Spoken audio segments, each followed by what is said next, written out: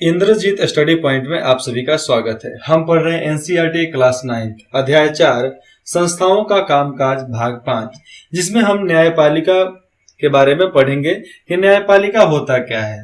ऐसे में बता दूं, 3 प्रकार के न्यायपालिका होते हैं: सर्वोच्च न्यायालय, उच्च न्यायालय और जिला न्यायालय। जिला न्यायालय हर जिला में होता है, उच्च न्यायालय हर राज्य की राजधानी में होता है और सर्वोच्च न्यायालय देश की राजधानी में होता है। इस बार भी हम सरकारी आदेश की उसी कहानी पर लौटते हैं जिससे हमने शुरुआत की थी। एक बार हम कहानी को इस बार हम इस कहानी को याद ही नहीं करेंगे, बस यह कल्पना करेंगे कि यह कहानी कितनी अलग हो सकती थी यदि याद कीजिए कि उस कहानी का उस समय संतोषजनक अंत हो गया। जब सर्वोच्च न्यायालय ने फैसला सुनाया तब सारा काम खत्म हो गया। इसे हर किसी ने स्वीकार कर लिया। कल्पना कीजिए कि निम्नलिखित परिस्थितियों में क्या होता अगर सर्वोच्च न्यायालय की बात हर लोग नहीं मानते तो। देश में सर्वोच्च न्यायालय जैसा कुछ नहीं होता। सर्वोच्च न्यायालय तो होता, पर इसके पास सरकार की कार्रवाइयों को रोकने का अधिकार नहीं होता। उसे अधिकार होता, मगर सर्वोच्च न्यायालय से कोई निष्पक्ष न्याय की उम्मीद नहीं करता। अगर सर्वोच्च न्यायालय की बात सरकार नहीं सुनती तो सर्वोच्च न्यायालय की इज्जत कोई नहीं करता। भले ही वह निष्पक्ष फैसला सुना देता, लेकिन सरकार के आदेश के खिलाफ अपील करने वाले उसके फैसले को नहीं मानते। अब देखो यहाँ पे क्या हुआ। भले ही वह निष्पक्ष फैसला सुना देता, लेकिन सरकार के आदेश के खिलाफ जो करता है, उसके खिलाफत जो अपील करते हैं, वे उस फैसले को नहीं मानते और बार बार कुछ ना कुछ बोलते रहते। खुद करे खुद सीखे।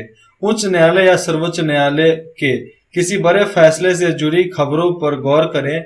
मूल फैसले क्या थे? क्या अदालत में उसमें बदलाव किया जा सकता था? इसका कारण क्या दिया गया है, जिसके बारे में आपको खुद से बताना है।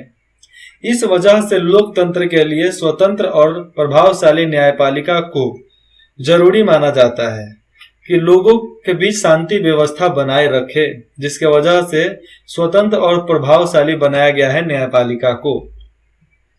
देश के विभिन्न सत्रों पर, देश के विभिन्न इलाकों पर, चाहे जो भी हो, पर मौजूद अदालतों को सामूहिक रूप से न्यायपालिका कहा जाता है।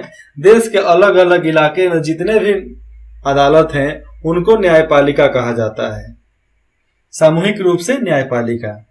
ये देख लो, wanted supreme court justice, wanted supreme court justice, no experience necessary please. तो ये अलग बात है, इसको पढ़ने से फायदा नहीं। अभी भारतीय न्यायपालिका में पूरे देश के लिए सर्वोच्च न्यायालय, राज्य से उच्च न्यायालय, जिला न्यायालय और स्थानीय स्तर ने जितने भी स्थानीय स्तर के न्यायालय होते हैं, एक आप अपने प्रखंड में जाओगे तो अनुमंडल न्यायालय भी होता है। कौन न्यायालय? अनुमंडल न्यायालय। जिस तरह सारण डिवीजन में न्यायालय है छपरा डिस्ट्रिक्ट कोर्ट, उसी तरह एक मढ़ौरा में भी है मढ़ौरा सिविल कोर्ट। तो अलग अलग प्रकार के भी कोर्ट होते हैं, जैसे स्थानीय स्तर के न्यायालय हो जाते हैं, जो उस एरिया का कुछ बात वहां पर प्रखंड की बात है तो खत्म कर देता है। भारत में न्यायपालिका एकीकृत है। इसका मतलब यह है कि सर्वोच्च न्यायालय देश में न्यायिक प्रशासन को नियंत्रित करता है। सर्वोच्च न्यायालय है पूरे देश में प्रशासन और शासन की नियंत्रण में रखता है। कौन? न्यायपालिका। और न्यायपालिका को नियंत्रण में कौन रखता है? राष्ट्रपति। जब जज बैठ जाए ना तो किसी का नहीं सुनेगा, नहीं एसपी का, नहीं डीएसपी का, नहीं डीएसपी का, नहीं कमिश्नर का, नहीं एसएचओ का, नहीं वो किसी का सुनने नहीं करेगा। ज्यादा सुनाओगे तुमको हटा देगा, जाओ भाई भाग यहां से, सीधे झाड़ देता है सब तुरंत। छपरा में एक बार हुआ क्या था, इधर कोर्ट वाले रोड में नो एंट्री लगा दिया गया था और जज साहब के गाड़ी से ही फाइन ले लिया गया। जज की सभी अदालतों को उसका फैसला मानना होता है। किसका? सुप्रीम कोर्ट, जिसको बोलते हैं सर्वोच्च न्यायालय का फैसला हर न्यायालय को मानना होता है। जो बोल देगा उनको छोटे जूनियर लोगों को मानना ही पड़ेगा। जितने भी छोटे अदालत है, न्यायालय हैं, वो सब मान लेते हैं। वह इनमें से किसी भी विवाद की सुनवाई कर सकता है। देश के नागरिकों के बीच न्याय करता है अदालत। नागरिकों और सरकारों के बीच समझौता न्यायालय करवाता है। 2 या उससे अधिक राज्य सरकारों के बीच में जो बहस होती है उसका भी विवाद खत्म करता है न्यायालय। केंद्र और राज्य सरकार के बीच का सारा काम खत्म करता है। केंद्र और राज्य के बीच में अगर कभी बातचीत हो जाती है, मतलब ऊपर नीचे कुछ हो जाता है, तो अदालत ही उसको खत्म करती है। यह फौजदारी और दीवानी मामले में अपील के लिए सर्वोच्च संस्था है, सबसे उत्तम संस्था है। यह उच्च न्यायालयों के फैसले के खिलाफ सुनवाई कर सकता है। और देखो, उच्च न्यायालय जिसको बोलते हैं हाई कोर्ट, हाई कोर्ट अगर कुछ भी बोले ना, सर्वोच्च न्यायालय उसको काट कर अपना फैसला सुना सकता है। ये सर्वोच्च न्यायालय के पास अधिकार है। न्यायपालिका की स्वतंत्रता का मतलब है कि विधायिका या कार्यपालिका के नियंत्रण में नहीं है, और न्यायपालिका स्वतंत्र है, किसी भी विधायिका न्याय कार्यपालिका के नियंत्रण में नहीं चलता है। न्यायाधीश सरकार के निर्देशों या सत्ताधारी पार्टी की मर्जी के मुताबिक काम नहीं करते। कोई भी जज हो गया न्यायाधीश, वो सरकार के चाहे सत्ताधारी कोई भी है, उसके मर्जी का मुताबिक नहीं चलता है, उसके मर्जी से नहीं चलता है। इसी वजह से सभी आधुनिक लोकतंत्रों में, जितने भी आधुनिक लोकतंत्र देश हैं, तो आधुनिक लोकतंत्रों में अदालतों विधायिका और कार्यपालिका के अधीन नहीं होती। मतलब तीनों एक दूसरे के अधीन नहीं होते हैं। और तीनों का सुपर कमांडर कौन होता है? एक ही है, राष्ट्रपति। भारत ने इन लक्ष्य को हासिल कर लिया है। राष्ट्रपति सर्वोच्च न्यायालय और उच्च न्यायालय के न्यायाधीशों को प्रधानमंत्री की सलाह पर और सर्वोच्च न्यायालय के मुख्य न्यायाधीश के मशवरे से नियुक्त करता है।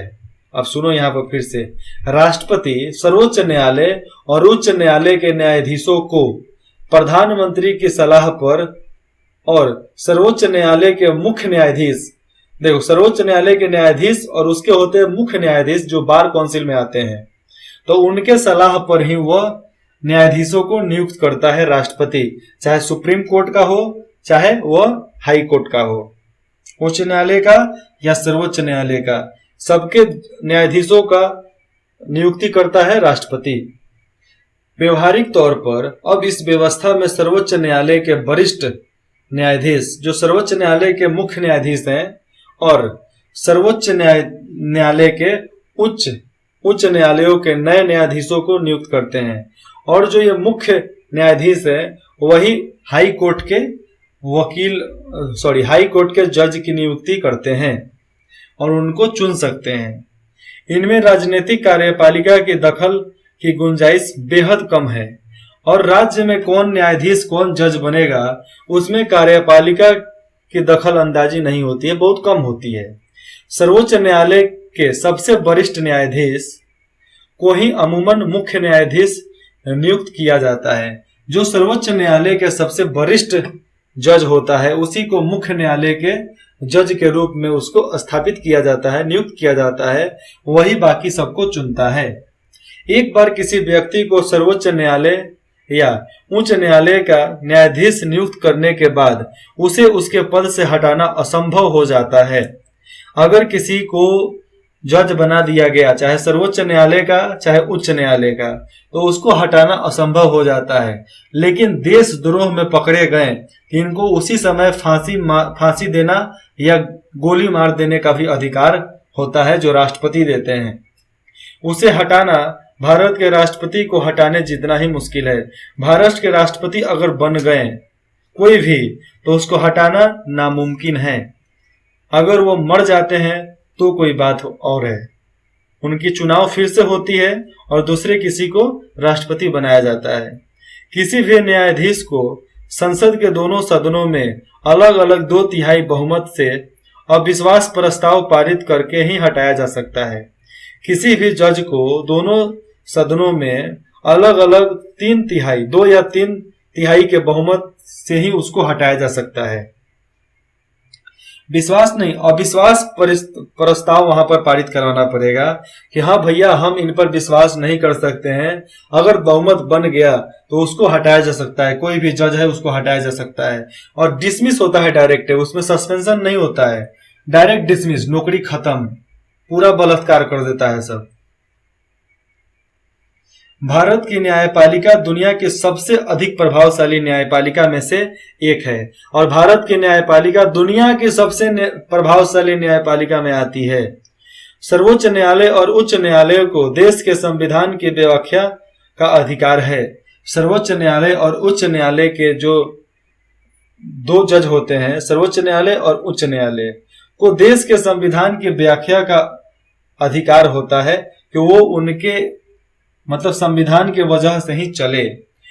कोई भी जज होता है संविधान और कानून पढ़े बिना जज हो नहीं सकता है और कोई भी फैसला संविधान और आईपीसी सेक्शन जिसको बोलते हैं कानून, कोई भी संविधान का धारा चाहे कोई भी कानूनी धारा के अलावा वो फैसला दूसरा नहीं दे सकता है। अगर उन्हें लगता है कि विधायिका का कोई कानून या कार्यपालिका की कोई कार्रवाई संविधान के खिलाफ है तो वे केंद्र और राज्य स्तर पर ऐसे कानून या कार्रवाई को अमान्य घोषित कर देते हैं। अगर किसी भी जज को लगता है, चाहे सुप्रीम कोर्ट का हो चाहे हाई कोर्ट का हो, अगर उसे लगता है कि यह संविधान के खिलाफ है, किसके खिलाफ?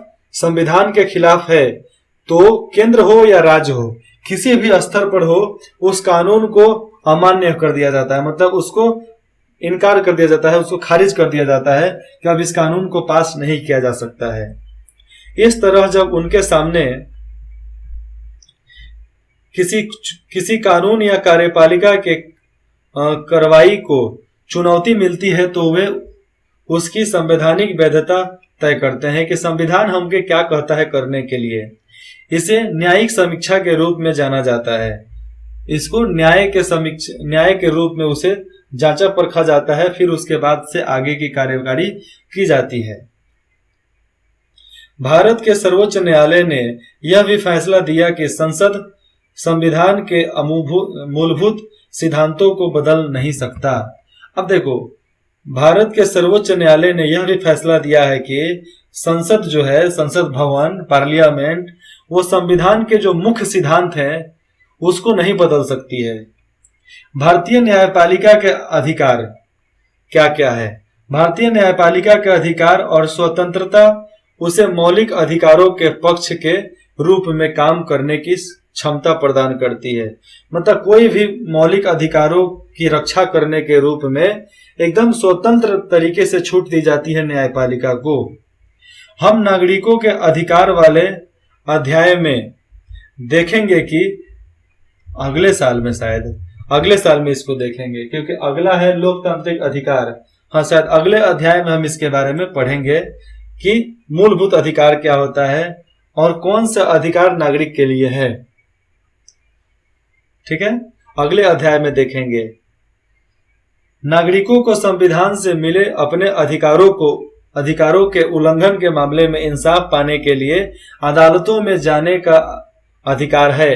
कोई भी अपने अधिकार को प्राप्त करने के लिए, आपको लगता है कि मेरे अधिकार का अपमान यहाँ पर हो रहा है, मेरे अधिकार को मेरे से छीना जा रहा है, तो उसका इंसाफ पाने के लिए आप किसी भी अदालत में जा सकते हैं। हाल के वर्षों में अदालतों ने सार्वजनिक हित और मानव अधिकारों के संरक्षण के लिए विभिन्न फैसले और निर्देश दिए हैं। जो भी अदालत है सार्वजनिक हित के लिए, लोगों के भलाई के लिए, मानव अधिकारों के संरक्षण के लिए विभिन्न फैसले और निर्देश पारित किए हैं जो हर किसी को बताया जा चुका है। सरकार की कार्रवाइयों से जनहित को ठेस पहुंचाने की स्थिति में कोई भी अदालत जा सकता है। अगर सरकार किसी भी कार्रवाई के वजह से किसी के जनहित के भावनाओं को ठेस पहुंचाती है, किसी के मूलभूत अधिकारों को छीनती है, तो अदालत उसको ठेस पहुंचा सकता है, मतलब रोक सकता है। इसे जनहित याचिका कहते हैं। क्या कहते हैं? जनहित याचिका। सरकार की कार्रवाइयों से जनहित को ठेस पहुंचाने की स्थिति में कोई भी अदालत जा सकता है, इसे जनहित याचिका कहते हैं।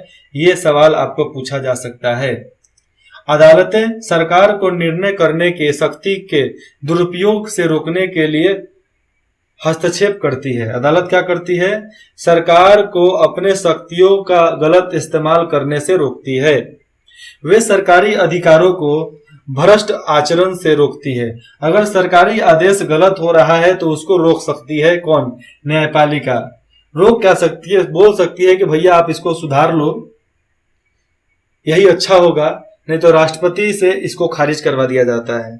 अगर सरकार भी एकदम समझदार होती है, क्योंकि उनको अगला शासन चलाना रहता है, अगला शासन चलाना है तो आपको सोच समझ के ही कोई भी कानून पास करना पड़ता है कि किसी को ठेस ना पहुंचे। इसी वजह से लोगों के बीच न्यायपालिका को काफी विश्वास हासिल है। इसी के कारण लोगों के बीच में न्यायपालिका को काफी विश्वास मिलता है। हर लोग न्यायपालिका मतलब कोर्ट पे विश्वास करते हैं। कुछ भी होता है वो कोर्ट चले जाते हैं कि भैया चल भाई कुछ भी हो जाए, भले वो फैसला 5 साल की जगह पर 50 साल के बाद खत्म हो, लेकिन लोग कोर्ट जाएंगे। जो लोग आदत से मजबूर है भैया उनके लिए तो कोई बात ही नहीं है। ये देख लो, भारत के मुख्य न्यायमूर्ति श्री जस्टिस, ये जज हैं, श्री जस्टिस JS खेहर 25 जुलाई 2017 को नई दिल्ली में संसद के केंद्रीय सभागार में श्री रामनाथ कोविंद को भारत के राष्ट्रपति पद की शपथ दिलाते हुए दिख रहे हैं। ये राष्ट्रपति जी शपथ ले रहे हैं सारे कैबिनेट के सामने।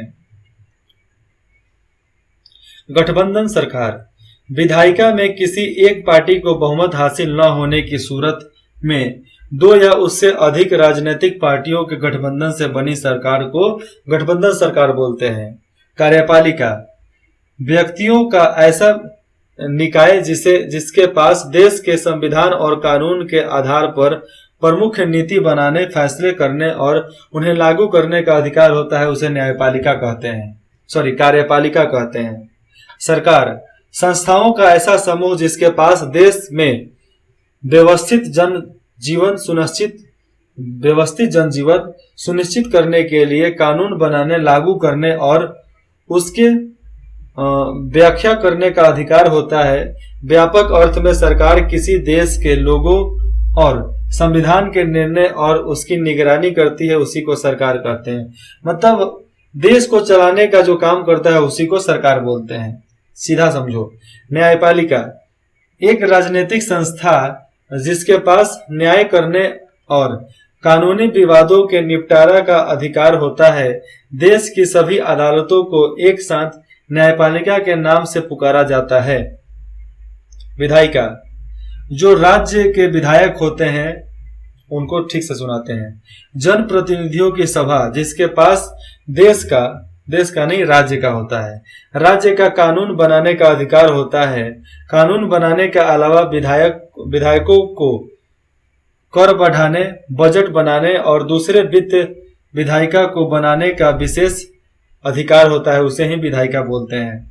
और ये कार्यपालिका के अंदर से नहीं चलता, ये विधायिका अपना अलग होता है। कार्यालय ज्ञापन, कार्यालय किसी भी चीज को कैसे विज्ञापन में मतलब उसको लागू कर सकती है।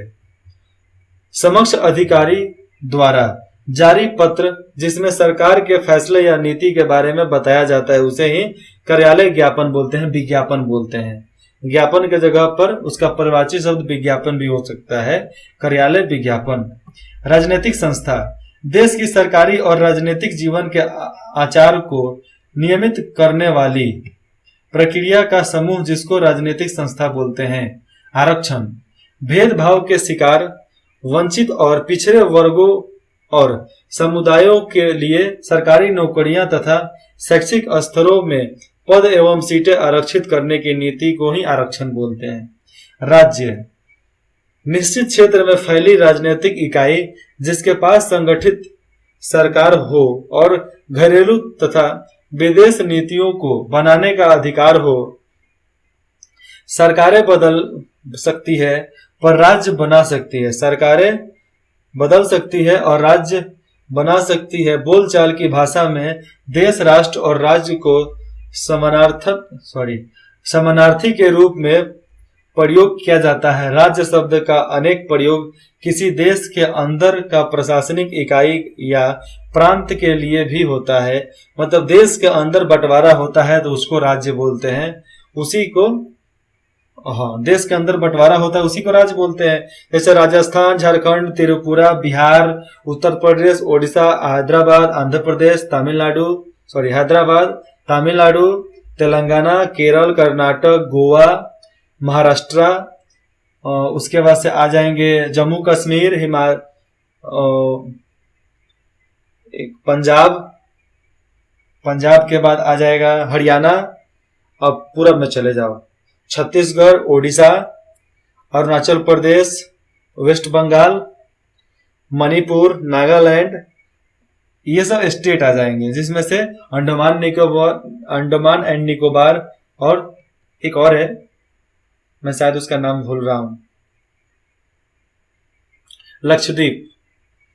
अब क्वेश्चन आंसर है, बता देता, लेकिन ये क्वेश्चन आंसर आपको किसी भी तरह से फायदा पहुंचा नहीं सकता है, ठीक है। इसलिए मैं इसको बताना सही नहीं समझता, क्योंकि मैं कभी भी क्वेश्चन आंसर को पूरा करने के लिए मैं कभी पढ़ाता ही नहीं हूँ। मैं इसलिए पढ़ाता हूँ कि आप सभी को एक अच्छी जानकारी मिल सके, जिसकी वजह से आप हर तरीके के संविधान और हर तरीके के ज्ञान को प्राप्त कर सकते हैं। साइंस, फिजिक्स, केमिस्ट्री तो हर कोई पढ़ता है, जिससे क्या सीखता है? कुछ नहीं सीखता है। लेकिन जो इतिहास पढ़ता है, जो भूगोल पढ़ता है, जो राजनीति शास्त्र पढ़ता है, जो अर्थशास्त्र पढ़ता है, वो अपने जीवन, अपने देश, अपने राज्य, अपने कर्म, अपने अनुष्ठान, अपने कर्तव्य, उस सब के बारे में जान सकता है। उसका अधिकार क्या होता है उसके बारे में जान सकता है, जिसके लिए आपको जीतोड़ मेहनत करना ही पड़ता है। वो हो सकता है आपको इतिहास, सोशल स्टडी के पढ़ाई में ही, सामाजिक अध्ययन के पढ़ाई जब पढ़ोगे तो ही आप देश को अच्छी तरीके से जान सकते हो, ठीक है। कुछ भी आपको दिक्कत हो तो आप कमेंट करके बता सकते हैं। अगर आपको अच्छा लगे तो आप फीडबैक देकर हमें और भी प्रोत्साहित कर सकते हैं कि हम और भी ऐसे वीडियो आपके लिए अच्छे श्रेणी में लाते रहें। इंद्रजीत स्टडी पॉइंट में जुड़ने के लिए आप सभी का बहुत बहुत धन्यवाद। फिर मिलते हैं अगले भाग में, जिसको बोलते हैं लोकतांत्रिक अधिकार। 5वां पार्ट है लोकतांत्रिक अधिकार।